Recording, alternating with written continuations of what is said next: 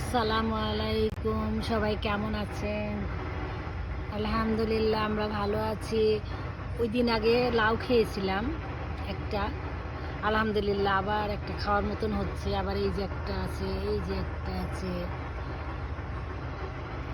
অনেক ভাল লাগতেছে।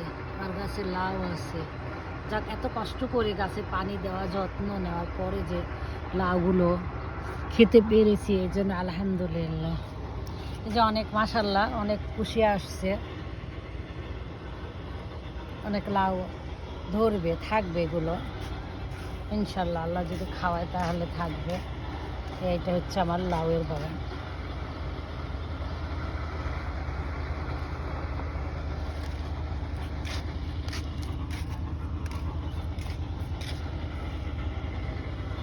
আপনারাও ইচ্ছে করলে করতে পারেন, ছোট ছোট টপের ভিতরে